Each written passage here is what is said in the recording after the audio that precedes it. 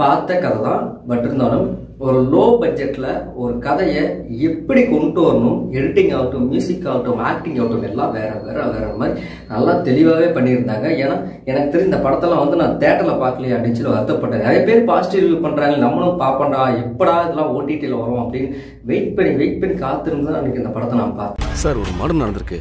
காலையில் ஸ்டேஷனுக்கு ஃபோன் வந்துச்சு. ஸ்பாட்டில் தான் இருக்கேன்.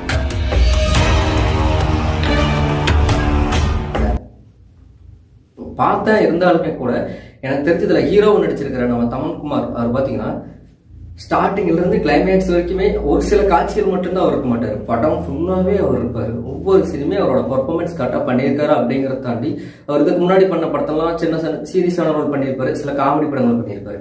பட் இந்த படத்தில் வெறப்பாகவே இருக்கணும், எங்கேயுமே சிரிப்பும் வரக்கூடாது, காமெடி சீன்ஸாகவும் அது போயிடக்கூடாது, காதல் காட்சிகளும் இல்லாமலே ஒரு ஹீரோ அந்த படத்தை பண்ணியிருக்காரு. அப்படிங்கிறப்போ அவரோட நடிப்பு